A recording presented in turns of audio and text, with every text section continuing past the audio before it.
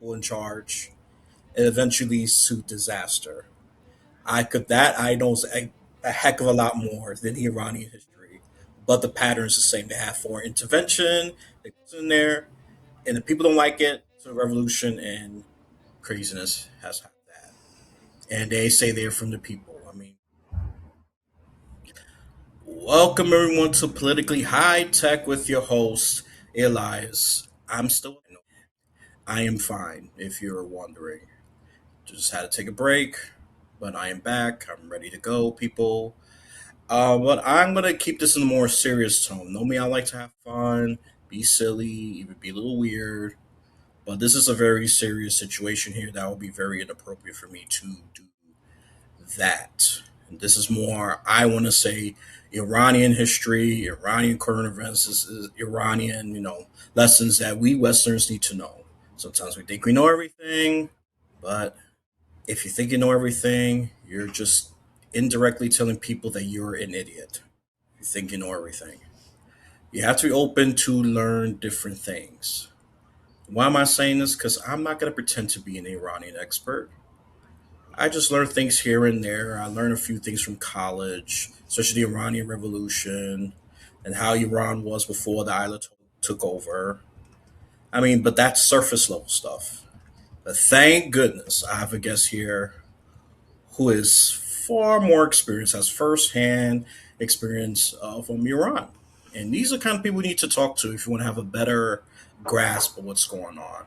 Like the social medias, they tell you their headlines and their stories to tell you what to think. But that's not the entire picture. No. No, they spoon fed you these narratives, these easy, snippy answers that just clicks, you absorb it as gold, and then you think you know everything. That's not how that works. If you want to be educated, you have to dig deep into these things, break it down, think of it forwards, backwards, and even scramble. That's how you know you're an expert in the subject. Person can scramble it, make it sound confusing. You don't know that person's. If you think you know everything, even more than the people that live in Iran, that's pretty crazy. That's delusional. But we're not going to do that here. I know my audience. We're curious people. We like to think critically, and we don't mind. And look, they don't mind criticizing me if I go off the rails, which I appreciate that because I do say give me feedback. I'm a grown man. Give me specific feedback. Don't say Elias is stupid or Elias is amazing. That's not helpful. Yes, even empty compliments are not helpful. But if you tell me what I need to improve on, why the show is great, that helps a lot. And I'm going to keep saying that like a broken parakeet. All right, let's get right straight into it because I'm curious about what's going on here and I'm willing to learn about Iran myself. That's why I love talking to people, especially people that actually live there and experience it or do advocacy work or whatever work they do. It enriches you, people. So have a good listening ear here. I recommend that. That's all I'm going to say about that. All right, so let me introduce the guest here, and feel free to correct me if I mispronounce your name. We have Zolal Habibi. You got it Oh, right. oh, thank goodness. Why do I? We need to know the perspective of the Iranian human rights activists. They advocate for women's rights, justice, democracy, and I'm sure America would like to support that, right? As opposed to of the Ayatollah, the Iranian Revolutionary Guard that supports it, and they're very oppressive, and they have executed thousands of people as of recent history. This is not even going way back. I think as far back as 2025, I believe. Yeah, so they're executing a lot of people still. And sadly, a lot of people's dying with this conflict that America has with Iran and Israel's involved. They keep poking on Lebanon and the ceasefires. They're on and then they're off and then they're on. That's what we know about the headlines. But we're gonna get deep. So feel free to introduce yourself. Who are you? Who are you, and what do you want the audience to know about you? Well, as you mentioned, my name is Zolal Habibi, and I am a rights activist for Iran. I have dedicated the last nearly 27 years of my life to the liberation of Iran, freedom for Iran. And I'm a member of the Foreign Affairs Committee of the National Council of Resistance of Iran, which is the parliament in exile, working for the overthrow of the regime for 45 years now. And I am, I guess I belong to the generation that was born after the 1979 revolution. So we've seen nothing except this regime, but I I am one of those who has actually never had the opportunity to actually visit Iran. I was born and raised in the U.S. and but I became introduced to the situation in Iran very early on. It was always part and parcel of my life, especially as a child, because due to my parents' activism. My father was a prominent writer and a human rights activist. He he posed a threat to the regime because of his activities and because he was raising awareness on the situation. And this is back in the 80s when there wasn't internet, there was no mass media back then. So people were not aware of what was happening in other areas of the world. And so killed by the Iranian regime in summer of 1988. Actually, in a few days will be the anniversary. It was end of July. So that summer, though, was a turning point for Iran. There are a lot of parallels to the situation in 1988 and today. For one thing, in July 1988, the 8-year war between Iran and Iraq came to a ceasefire. And fun fact is that till this day, it's still a ceasefire. It's not peace. It never reached a peace deal or anything. It's just a ceasefire, which Khomeini called a chalice of poison, because in the mindset of this regime, war is a holy matter because it allows the regime to, I guess, push a lot of things under the rug and just they strive on chaos. They strive on war, and that is has always been key. Khomeini used to say about like 10 years ago, I guess, during the Arab Spring, people kept on questioning why are we in Syria? But I mean, why is Iran interfering in Syria? And he said, if we don't fight in the streets of Syria, Iraq, Yemen, and Lebanon, we will have to start fighting in the streets of Tehran, Isfahan, and Shiraz.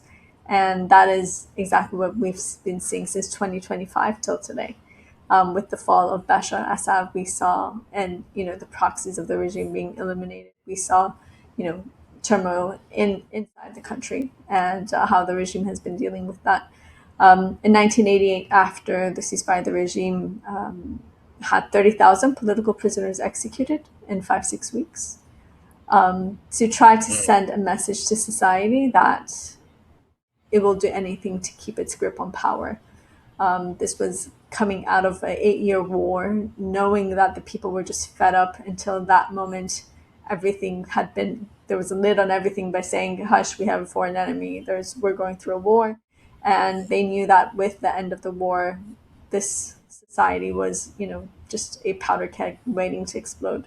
So that's why they carried out the mass executions back then. And the reality is, if you look in the last 30 something years, all of the top figures of the regime have been people who had some kind of a role in the 1988 massacre. And that's where they had proven, their loyalty to Khomeini and the regime. And so that's why they were trusted throughout these years to keep this regime afloat. So, yeah, that is my background. And yeah, as I mentioned, I've dedicated my adult life to the cause for freedom in Iran. Especially, I guess the turning point for me was in also again in July, but in July 1999 there was a student uprising in Iran, and this regime. I felt like that brought a responsibility for me. What is your role? What are you going to do? You're living in freedom. That's very good. So you never. So let me just be clear, because I kind of assumed this. I'm going to call myself. But still, you have the you study this extensively. The issue that I'm dealing with is Right. the situation in Iran. I'm working on that and Right. 24/7. So That's more than good yeah. enough. Yeah, that's more than good enough. Okay, I want to make sure I got that on the stand. So okay, I would have thought you had at least been there a few times, but I know it's very risky, Yeah, crazy, and some people have escaped and all that. And I mean, I think I talked yeah, to I a few would people be that has. executed if I went. So that's yeah. Oh, true. Yeah, and then this will never happen. Yeah, no. So, yeah, it's good that you're safe. It's good that you're safe. Just be clear about that. Alrighty then. So let's get to what questions do I got here. So, tell us more about the role that you have in the NCRI, the Foreign Affairs Committee. I mean, what kind of work you do? I know I touched on it, but I know you're fighting for freedom and all that, and how you helping those who are oppressed in Iran, to come back against this. I'm going to be honest, a pretty strong regime because they were able to replace leaders pretty quickly, based on headlines I got. And I was wondering, Trump, I want you to do well in this war so you can free the Iranian people, but I don't see that happen.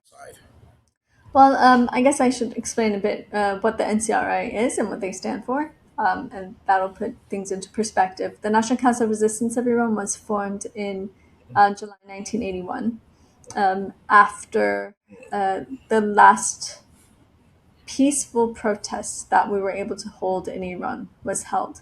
It was on June 20th, 1981, and Khomeini ordered the IRGC to open fire on peaceful protesters. 500,000 people had come together in a simultaneous, a spontaneous action. And unfortunately, the regime opened fire on that protest, and that was a turning point in the fight of the Iranian people because that was like the last drop of freedom that existed in society. Unfortunately, that day, hundreds of people were killed in the streets, and that night at the gallows. And many were even executed without the regime even knowing their names. Back then, if you look at the newspapers from 1981, you see pages of pictures of children who've been executed, and the title reads, "Would the parents of these children come and identify their bodies because we don't even know their names and they've been executed."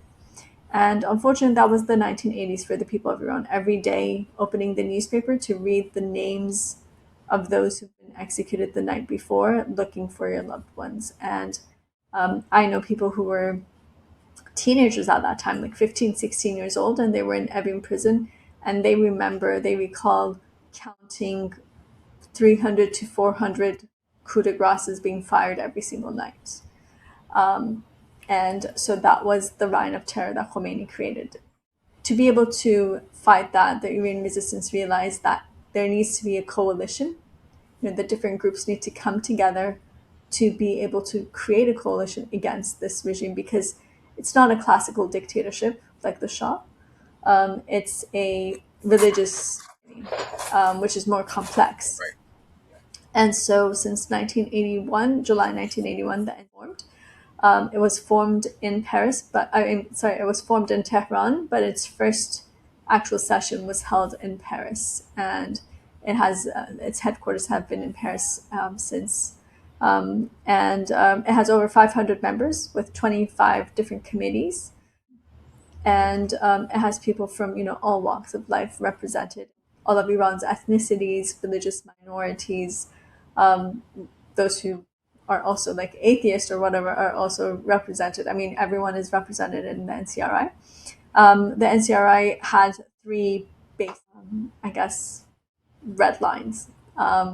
One is that you need to believe in the overthrow of this regime, that this regime is not reformable in any form. The second is believing in separation of religion and state for the future of Iran, Mhm. and a republic. So that is very important, drawing the line with both the current regime and the previous dictatorship. So those are the basic three elements that they believe in, and that has been the cornerstone of the NCRI. We have a plan for the interim government. The plan for the interim government is that there will be interim government for 6 months, and then there will be free elections for to create a constitutional assembly. That constitutional assembly will then come up draft the new constitution, which will be put to public vote. And based on that, there will be presidential elections then in Iran. The president elect for the interim, for that transitional time, for that interim government, will be Mrs. Maryam Rajavi, who heads the NCRI right now. And if you want to go over, like, because the plans that the NCRI has for the interim government, they're very extensive, like, about separation of Mhm. religion and state, women's empowerment, the rights of ethnicities, um, strong justice system and whatnot. But the cliff notes of that would be the 10-point plan presented by Ms. Rajavi for Free Iran, which calls for, you know, that the ballot box is the final criterion. And, like, for instance, freedom of speech, assembly, it calls for, separation of religion and state. Gender equality is a major issue, and it's also a one of the strengths of this movement, because we believe in women's empowerment, not just gender equality, as a important cornerstone in the fight against the Islamic Republic. We believe in the abolition of the death penalty and all forms of torture in Iran, which is very important because, unfortunately, I was actually going through some documents a while ago, and I realized that, well, in 2026, Iran is the number one country in executions per capita, but in 1976, Iran was also the number one country in executions per capita. So, both under the Shah's regime and the Mullah's regime, that has been the case, and the people of Iran have paid a grave price for that over the years. Just under the Mullahs, 120,000 people have been executed for supporting just this movement. And unfortunately, last year, the regime had over 2,200 executions in 2025. And already there have been over, just till end of June, there was over 800 executions already in Iran. That is aside from the thousands of people who were killed in the streets in January, and aside from all of those who have, these are just announced executions. So the situation is much more severe. My role in the NCRI and the Foreign Affairs Committee is to be able to draw attention to the human rights plight in Iran. We work with different parliaments around the world, the U.S. Congress, and also with, different, I guess, institutions, human rights institutions and whatnot, Mhm. to try to draw attention to the human rights situation in Iran and what is going on in Iran. The NCRI has been the source of all major revelations made about Iran's even nuclear program too, but also Iran's terrorism, the IRGC, all of that, and also the human rights situation. So we do have an extensive network inside of Iran who is able to gather that information, and we are able to share it with the world. And we think that's very important due to the circumstances that we are in. Our position, though, to make clear, not just today, but for over 2 decades, we have stated this numerously. Mrs. Rajavi actually first stated this 22 years ago at the European Parliament, that we believe that the solution to Iran is neither war nor appeasement. In fact, for the people of Iran and their organized resistance to bring about change, because the people of Iran have that change. The reality is that positive appeasement eventually leads to a war, and that is what the world has seen. But war in itself, in this form of it, is not going to bring about change in Iran. And the reality is that if you even look at all the other countries in the past, few decades, democracy is not going to be installed through foreign war, especially in a country like Iran, because you mentioned Iran's history. Well, if you look in the past century, unfortunately, we've had a lot of, like, we've had three, I guess, revolutions or some period of time that people of Iran were able to create some kind of a change, but it has all been undermined by foreign intervention. And in fact, all of the people who have led Iran in the past century, they have been installed by foreign powers. So that's why the Iranian people are very, hesitant when it comes to foreign intervention, because we know that, unfortunately, because Iran is a very rich country in natural resources, but also plays a very important geopolitical role There are those who have interest in Iran, which are not necessarily aligned with the interests of the Iranian people. So that's why it's really important for us to be able to finally create, give sovereignty back to the people of Iran and have them push that path forward and create that true democracy that we deserve.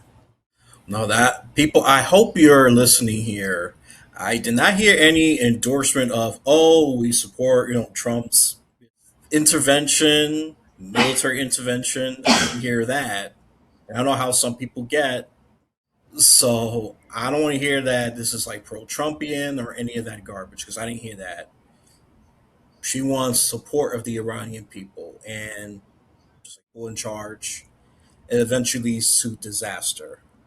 I know a heck of a lot more than the Iranian history, but the pattern is the same. They have foreign intervention. They put their person in there, and if people don't like it, it leads into a revolution, and craziness has happened.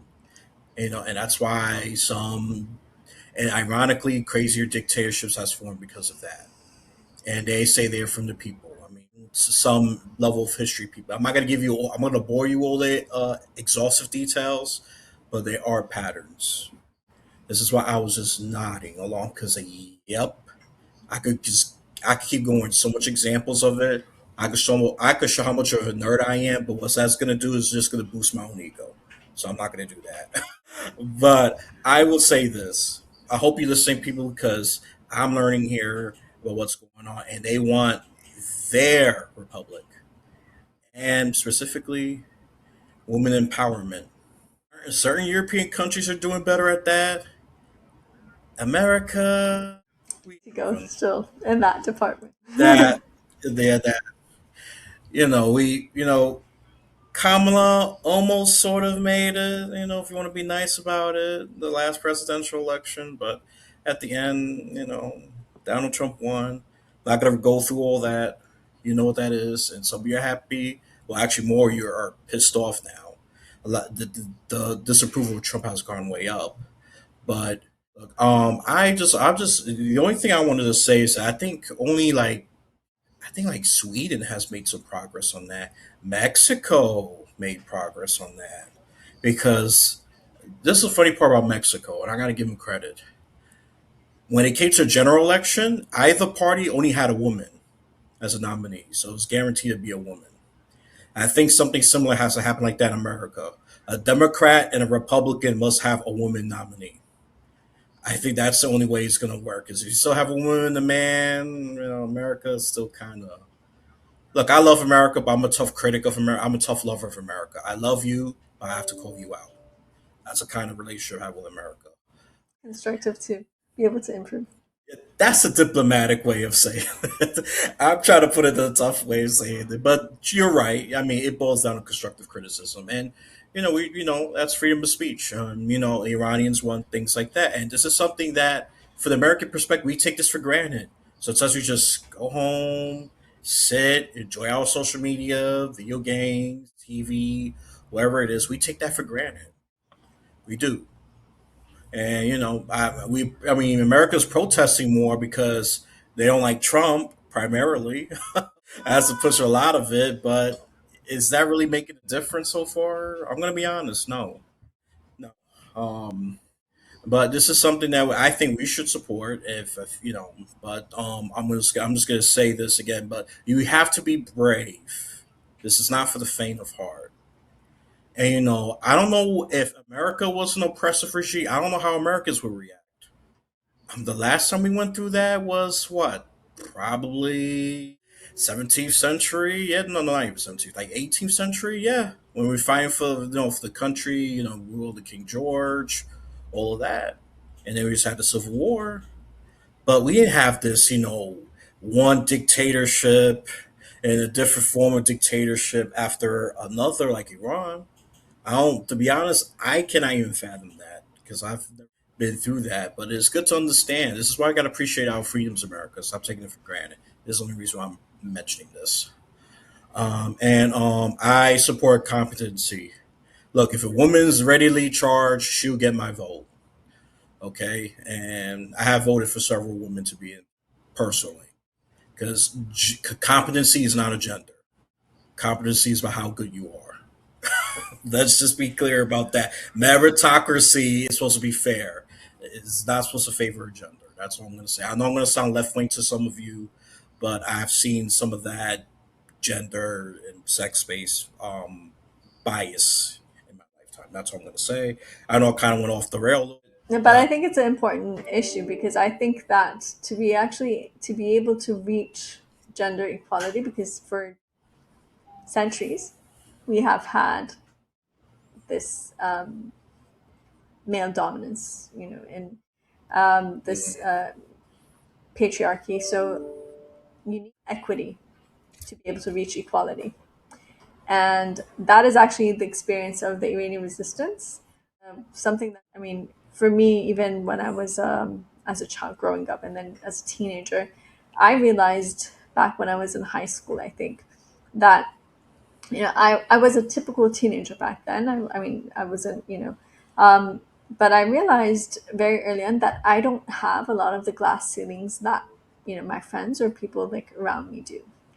And the reason was because I had such amazing role models in the Iranian resistance in front of me. I had people like my mom and others who had broken all those glass ceilings. They were doing things that no one ever thought, no one perceived that women, would enter these areas or be active in them.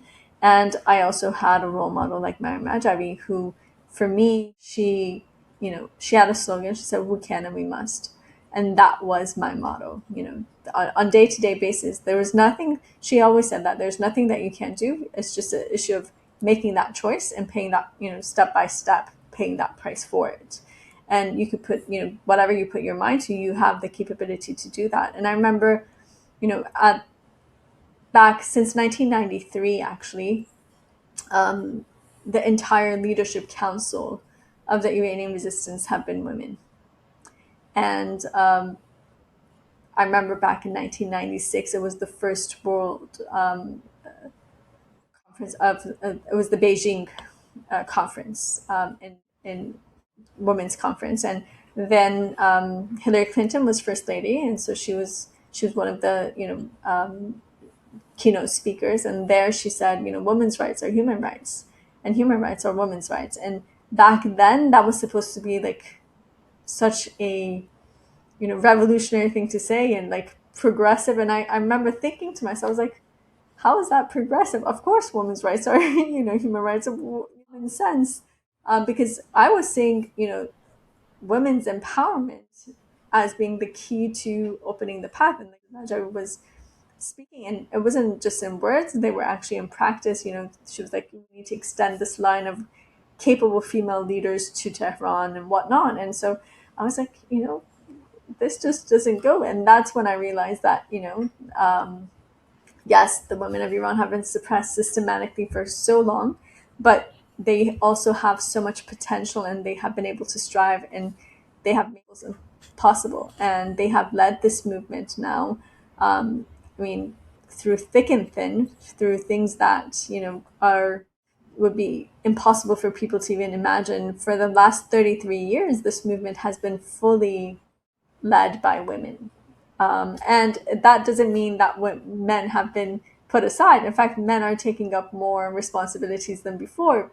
And they see it as the path to their emancipation too, because they believe in this women's empowerment being a key to taking off, shackles that are enchained in us in society because of, how we are brought up in a patriarchy. And so it's very interesting, that experience. And I know, like, I know people who are philosophers or university professors and whatnot.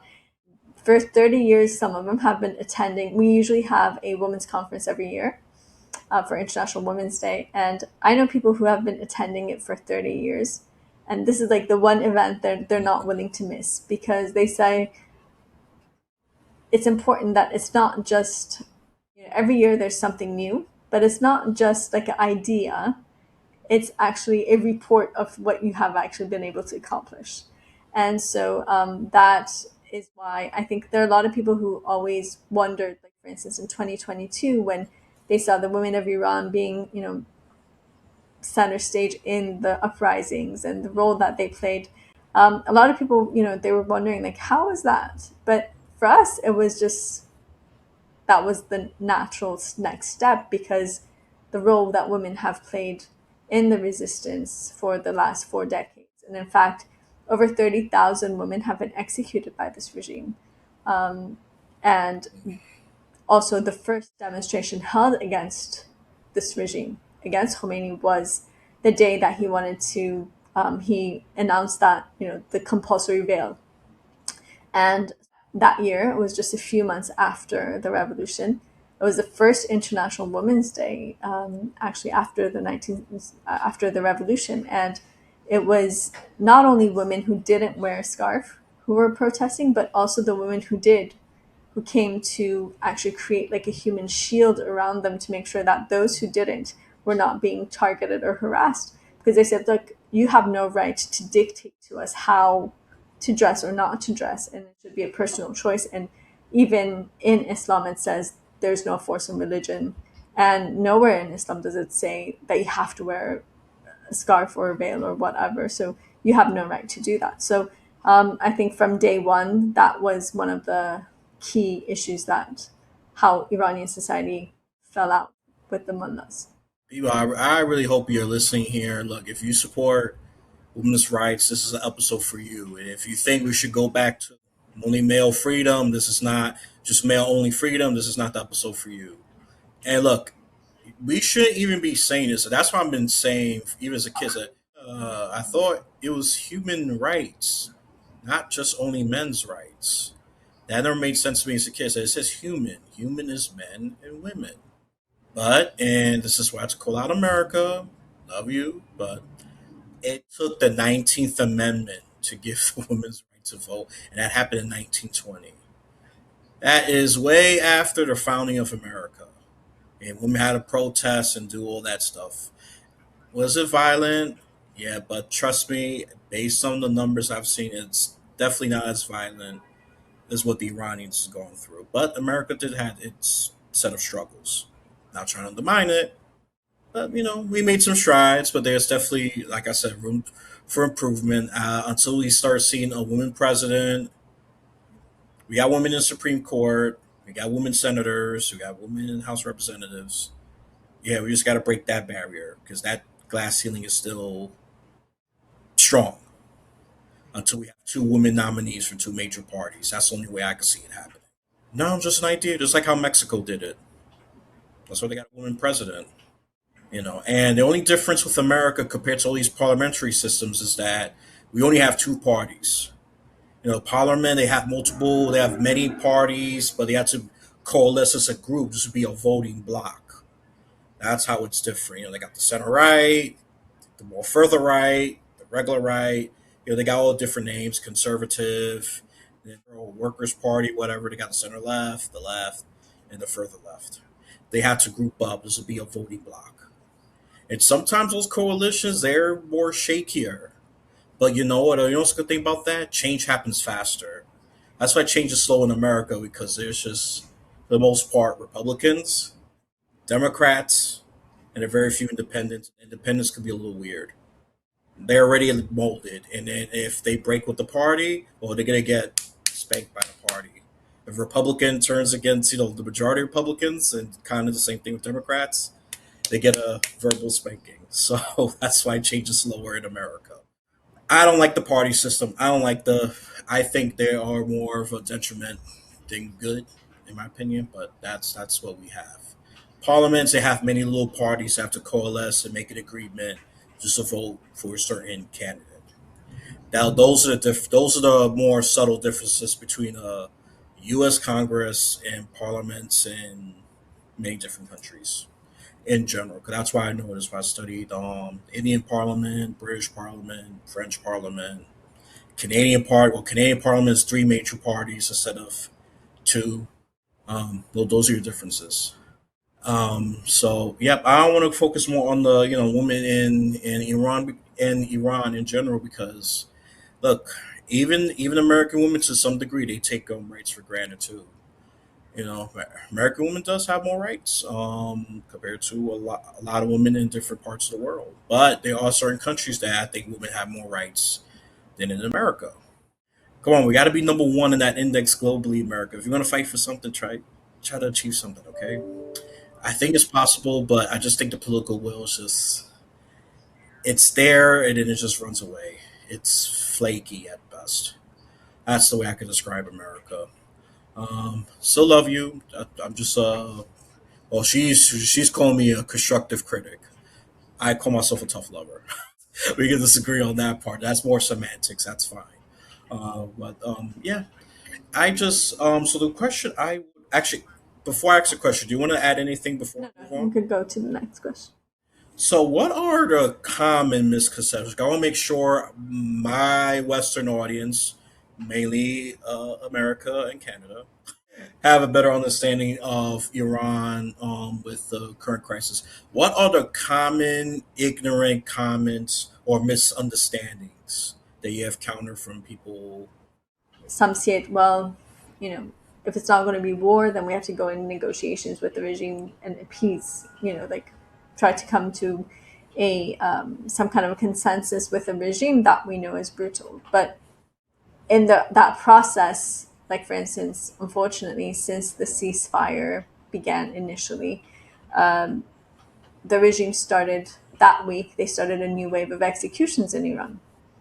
The international community was silent on these executions for the most part. I mean, entities like even the UN Human Rights Commission, they gave a statement. Amnesty International and other entities gave statements, but governments, none of them did. Even though, like for instance, when you can compare last year, I think about was about this time of the year, the Iranian regime had two political prisoners executed. Practically, at least 10 countries, major countries, gave a statement of condemnation at minimum. This time, within a few weeks, over 30 political prisoners were executed. Eight were for affiliation with the MEK, the Iranian Resistance, and the rest were protesters who had been arrested in January, and they were executed within, some of them even within 50 days of their arrest, without any due process. Some were even, as young as 18, 19 years old. Most of them, I think, with the exception of maybe like three, four of them, were under the age of like 35. Um, and there was a silence from the international community. Why? Because they didn't want it to have an effect on the negotiations. In turn, that was a green light for the regime that you could execute with open hands and no one's going to say anything. So that is something that we Mm, have seen time and time again. And unfortunately, that is a card that the Iranian regime plays. And they actually mock the West for it because they're like, you know what? We just have to drag our feet in negotiations because your governments come and go. Ours is constant. So, at the end of the day, mm, we just have to drag our feet until the end of your term. And that has been the issue. So, what is the solution? A lot of people ask, if it's not a war, because with a war, also, let me explain why war isn't the solution. First of all, even if you look at it from a completely just military perspective, Iran is not a classical dictatorship. Like, for instance, with the Shah, when the Shah left Iran, within 2 weeks, the whole system collapsed and he was gone. Or like the scenario in Venezuela, you remove that top figure, the system falls. With this regime, it has a whole apparatus intact. So when you remove that top figure, it's not like the whole system falls apart. The same way that when Khomeini died, Khomeini replaced him. And now Khomeini has died. They say his son has replaced him. We have yet to see him. But that system is still intact and is still working, right? So it can't be removed that way. So with bombings or from over the head, you're not going to end anything. For those who thought that, well, simultaneous with the attack, with the raids on Iran, the people of Iran need to rise up, that's just like very naive to say that because how are you supposed to come to the streets when there are bombs over your head? And at a time that the regime is also has an excuse to be able to have complete martial law in place. Right now, they said, like, for instance, if you want to go like a 30-minute distance in whatever city in Iran, you have to go out through at least like two checkpoints to do so. And in the checkpoints, they're not just checking your car or your ID, they're checking even people's phones. They would, during like, there was an 88-day internet blackout during the whole war and parts of the ceasefire. The regime would check, they would, in the checkpoints, they would check your phone and see when is the last time certain apps have connected. Because if certain apps were connected, that means you have somehow overgone, the whole blackout or like the censorship. And so you could be arrested for that. And some have been arrested for that. If you didn't have your phone with you, they're like, oh, that's a red flag. You probably have something to hide, and that's why you don't have your phone with you. So, I mean, it's like getting into people's most personal aspects of their lives and controlling it. So, during those circumstances, it's very, I mean, you can't expect people to be coming to the streets. On the other hand, um, if like you want to say with military intervention, Iran is a very large country. It's the 20th largest, I think, country in the world. So, and we have a lot of different terrains. So we have the desert, we have mountain ranges, we have jungles up north, we have water, bodies of water in the north and the south, and you know so wherever, and we have like major metropolitan cities. So like, how are you going to make that possible? Like, for instance, Iran is three times the size of, four times the size of Iraq, but three times the population. How are you going to do that? So it's not possible with, even troops on the ground to overthrow this regime that way. So that scenario, if you go into it logically, it's not realistic. On the other hand, historically, when you look at it, we have the experience of, the Pahlavi dynasty was brought in through a coup d'etat, military coup. He, Reza Khan, he was in the military, and through the coup, the British brought him in power. Um, they kept him in office until he served their purposes. Once they saw that he's aligning himself with Hitler and the Aryan race and these things, they're like, okay, and then he wasn't just doing their bidding anymore. They sent him into exile and brought his son. The first few years, his son didn't have much power because and he was afraid of he had to stay in check because of his experience with his dad. Um, and that was the time that the people of Iran were able to push forward with the 1906 constitutional revolution that they had, that we need to have if we're going to have a monarchy, at least let it be a constitutional monarchy. Let's have a prime minister elected or chosen by the people, or whatnot. So Dr. Mossadegh came into power. He nationalized Iran's oil, which the US and the UK were not very happy about, because the Iranian people only received 6% of Iran's oil revenues. um, the rest of it was going to the UK and some parts to the US. And so we had the coup d'etat against Dr. Mossadegh. And the only democratic government that Iran has ever had in the last century was you know, uh, overturned by that coup d'etat. And so the people of Iran have that experience. And then 1979 revolution came out.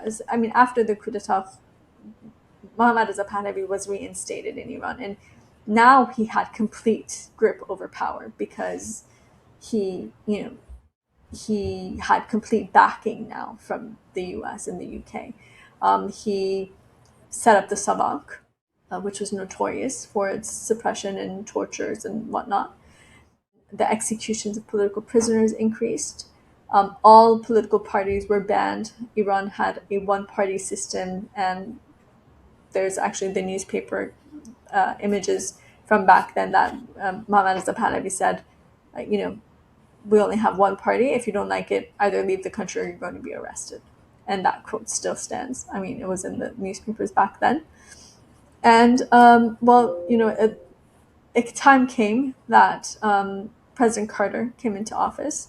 He had the human rights diplomacy, and he saw, like, Iran is, just ready to explode due to the circumstances. There was extreme poverty. The Shah was living a lavish life, and all of that. There was the celebrations that they held for the 2,500 years of monarchy in Iran. and the people were suffering from it. And there was also the execution and tortures and everything. So President Carter asked the Shah to, stop execution and torture. And well, because he was aligned with the U.S., he had to accept that. And the minute that he did, 18 months later, the Shah was not in power anymore in Iran because the people of Iran overthrew him. Unfortunately, it was the Cold War era, and the Western powers were afraid of what comes next after the Shah, because Iran had a very large common border with the USSR, and Iran has always played a very important geopolitical role. We see it today with the Strait of Hormuz and everything, but also in the region, the fact that Iran has. And so they had a conference in Guadeloupe in France where they discussed it, and they came to the conclusion that maybe Khomeini is our best bet, because it was choosing between the progressive movements who had actually created this revolution, like the People's Mujahideen Organization of Iran or the Fadaeins, who were the main groups who created this revolution. But they were progressive, movements, and so they're like, well, where are they going to align with the USSR and in regards to the whole history with the US and meddling and whatnot. So they thought, well, Khomeini, who was a fundamentalist, is against the USSR anyway, so maybe and that's when they actually brought in Khomeini into power. And Khomeini had made a lot of promises, but they were empty promises, and so he turned against that within months. And the people of Iran have been suffering from that since that day. So that is why Iranians are so, they don't want foreign intervention. We're like, you know what? We have the capability, potential to create change ourselves. Just allow us to. Unfortunately, right now, the Iranian regime has openly been using hostage diplomacy as one of its, practices, and also the policy of appeasement. They have given so many oil deals and whatnot to governments in exchange to even limiting the Iranian resistance abroad. And we have suffered a great price for that. And then, so that is one issue that I think there's a lot of misconceptions about. The other thing is that what is the solution? Like, what comes next? That same question again. So a lot of people think that, well, it's either this regime, the current status quo, try to create some kind of a reform in it. The fact that this regime is not non-reformable because of the constitution it has, but is something that many don't understand really. And then they're like, okay, so if you don't want this, are you going to revert back to the previous, like the monarchy? Um, and that is also not what the people of Iran want. The people of Iran want to move forward in the 21st century to a, secular democratic republic in Iran, to have separation of religion and state, to have a true democracy, and to have like a republic where, people's sovereignty instead of, some ruler who has, to be above them. And I think that is what people of Iran are pushing for, and that is really important to understand. The reality is that the people of Iran overthrew the Shah through a popular revolution. Yes, unfortunately, their revolution was hijacked by Khomeini, but that doesn't undermine that revolution.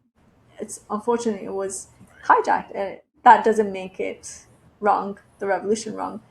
The outcome of it was wrong that Khomeini came into power, but the reality is that the people of Iran threw out monarchy, and it's like I don't know. It's if you compare it in history, like for instance, just imagine after the French Revolution, there are a lot of ups and downs, but they didn't go back to monarchy. Right. So I mean, Yeah. the fact that some people even mention that they're like, oh, shouldn't all the choices be on the table? But I'm like, is that really? I mean, you can't even compare that. You can't say, well, let's test them up. I mean, you're bringing someone in that based on heredity is going to rule the country, like on what basis? Why should we have to give in to that even in the first place? And then some can make comparisons of, to like, well, there are a lot of, constitutional monarchies in Europe or in other countries, but that even is different. That has a long history that they haven't changed it yet. But it would be funny if you change it and then go back to it. That's just ridiculous, and especially with the background that the Shah had. I mean, with the victims of the Savak are still alive. I know people. There's a elderly mother actually. We call her Aziz, which means like it's a endearment in Farsi. But um, Oh, 5 of her children have been executed during the Shah's, 4 of them during the Shah's time and one during the Mullah's time. She herself, at the age of 40, was taken to prison during the Shah's time, not because of her own activity, but because of her children.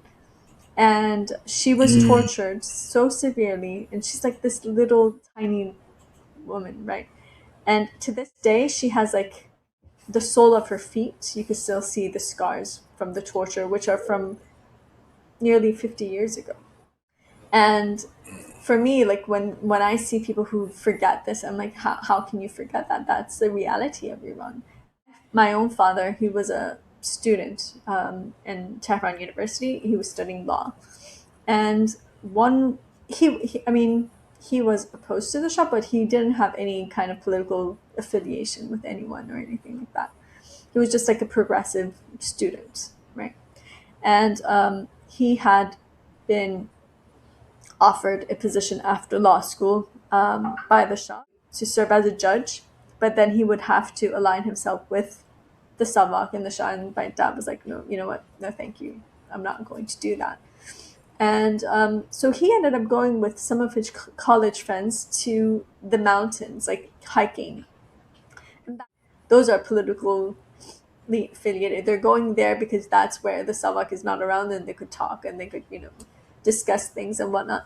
And so he was arrested on that charge. Like that's it. Like he went one week and then the next week he had disappeared, and he was in prison for like 3 4 months and no charges whatsoever, just because they assumed, because of how he was, that he was probably opposed to the Shah. And when he was released from prison, my grandfather was like, you know what, you're getting on the first plane and leaving this country because God knows what's going to happen. And he had gotten also a full scholarship to American University, so he came to DC to pursue his studies and got his doctorates there. But I mean, that's just a simple example of like what people dealt with during the Shah's time. It's not those rosy pictures that you see. The reality was far more severe and intense. Um, it wasn't that the people were so happy that they had a revolution. It was that people were suffering, and that's why they revolted. And that's something that's important to keep in mind and not forget. people, I really hope you're listening here. This is some valuable stuff here. Do you see any commonalities, with authoritarian regimes? Latin America operate like that. All they have to do is perceive you look like an enemy, and that was enough to get you arrested. In America, that's even happening even to some degree. Oh, I don't like your opinion. You're gonna get arrested. It's slowly happening in America. So this is why we must be vigilant. All it takes is one generation of nincompoops to ruin liberty. It's slowly eroding America. It needs to be vigilant and protect and cherish your rights as much as we can, because we could possibly end up like that. Oh, we could never end up like Iran. Oh no, never say never. If we get careless, oh yes, that is most certainly going to happen. Carelessness and taking it for granted is a good recipe, and you know what? Those politicians will want that. Oh, these Americans will care about their rights. Take it away. They were stripping away rights little by little by little by little. I started being involved in politics since more as an analyst, really, more like a student analyst, since George W. Bush era. I was noticing rights being taken away, even as a kid, as a teenager. I said, "What is going on? We're supposed to be landed and free." I noticed these things. Did I do everything about it? No, sadly, no. I'm a teenager. No, I'm just being honest. I'm a teenager. What the heck can I do? Nothing. I think I'm just a brat anyway. Shoot me aside. And and my parents discouraged that as well. I wish I had your parents in the way. I probably would have been more of a freedom fighter. But I was like, no, just do well in school and be quiet. See, I'm not blaming my parents for everything, but this is just I'm just making a comparison. And some Americans have parents like that to the next, thing, and don't even try to agitate or cause a ruckus. I Raised mean, by my aunts because my father was killed when I was 7, and then my mom joined the resistance. And so at first we were with her, and then it wasn't safe for children anymore, so she sent me back to the US to be raised by my aunt. And then mm, my aunt had the same mentality that you do to this day. She was like, you know what, you guys need to just concentrate on your studies and become something, and she tried everything possible to get me to not be an activist, to be honest. Um, and Because I mean, she had lost my. I mean, I understand like where she came from. It was very difficult for them when my father was killed and everything. But so I mean, yes, in society, your parents are always going to be very protective and try to safeguard you because that's their responsibility as parents. But that is why, like for instance, there's during the uprisings actually in January, we saw a lot of these youth who came to the streets. They had recorded like their final messages to their families beforehand, just in case, and they had told them, you know what, our only ask from you is don't stop, don't prevent your children from coming to the streets because look at where we are today. It is because your parents didn't allow your generation to come to the streets. And so this regime has continued. But at the end of the day, no one's going to hand you freedom in a silver platter. We have to pay the price for it. And if we don't pay the price for it today, the next generation is going to pay the price to have to live under it.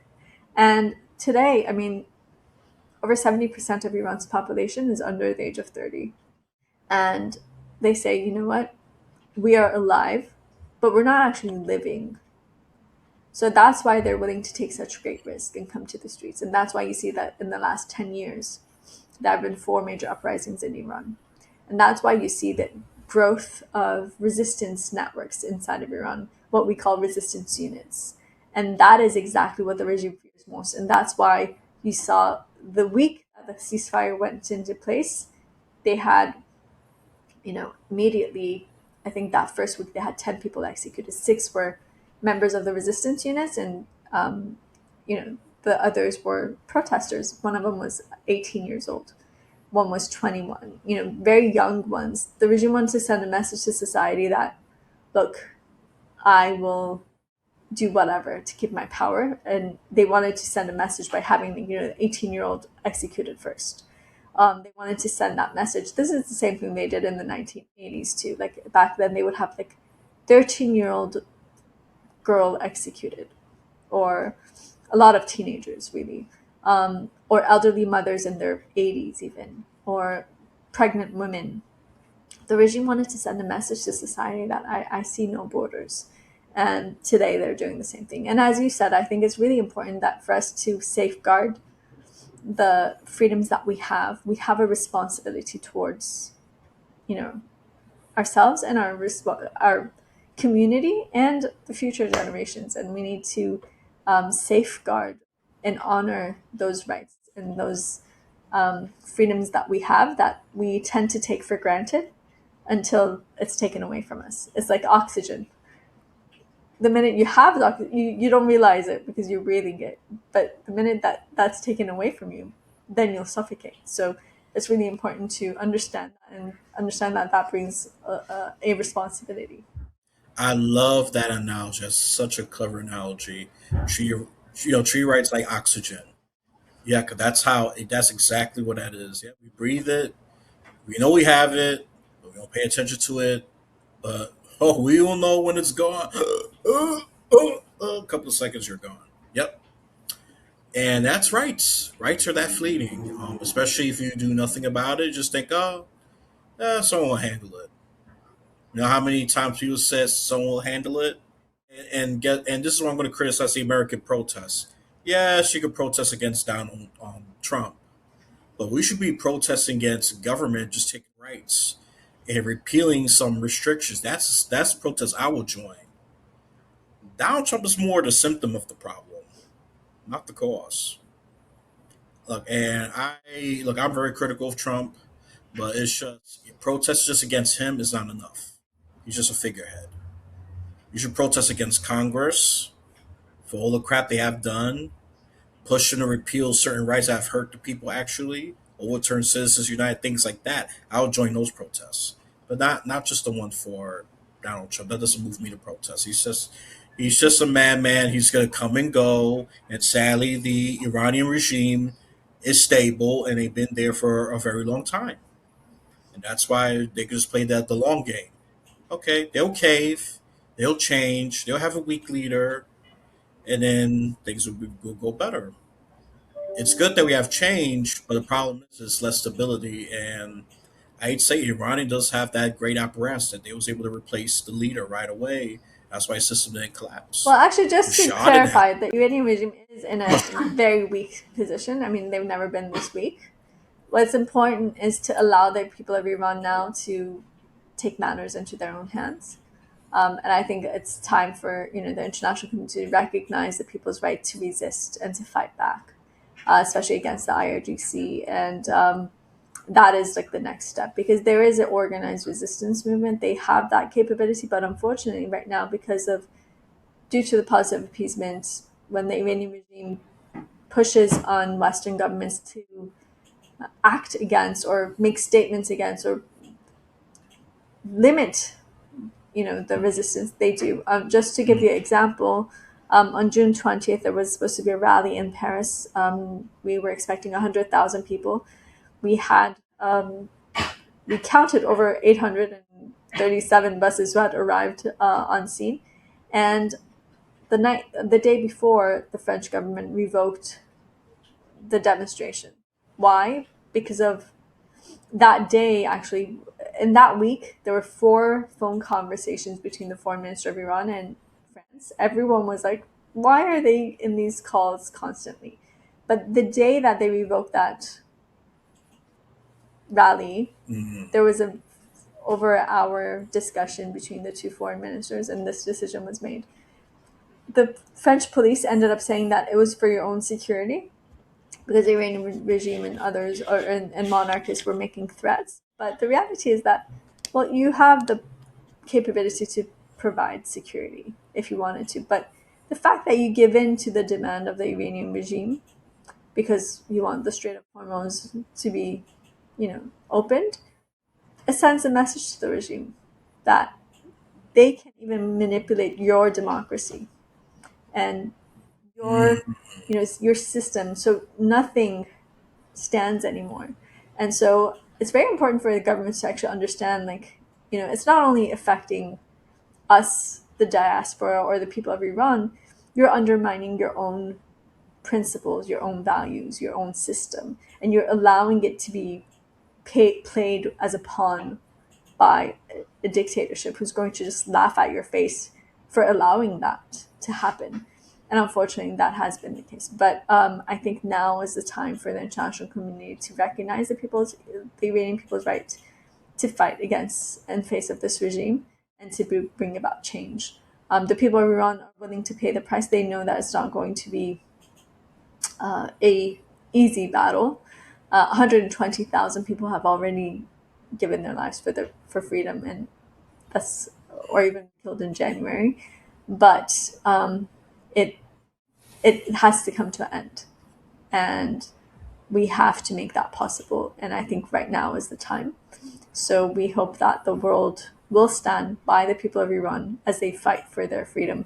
And what's important is they're not asking for troops on the ground. They're not asking for money. They're not asking for financial help. They're not asking for any of that. They're just asking, please, at least, we don't want your support. At least be neutral here.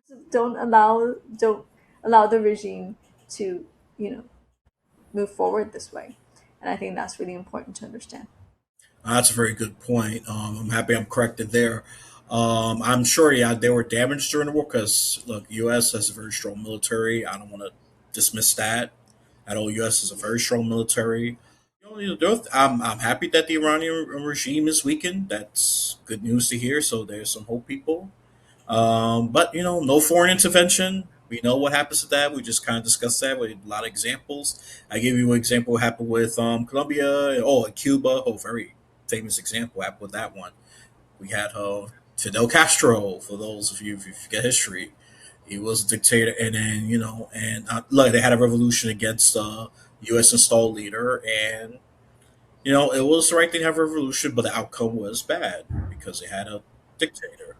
They had another person that was very authoritarian, but he pretended to be for the people. That's what they do. You got to be careful of those who say they're for the people, because those are some of them are very sly and smart. And I got to give him credit. He was actually a very smart leader. He was able to outmaneuver the CIA, one of the few.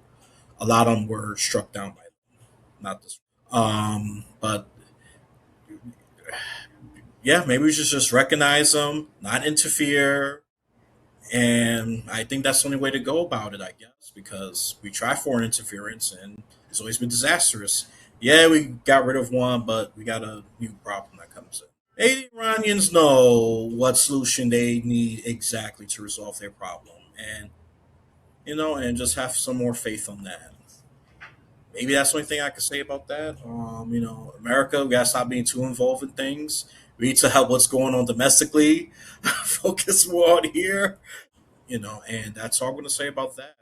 Anything else you want to add before I wrap this up? Well, no, thank you very much. I think I covered the most important aspects.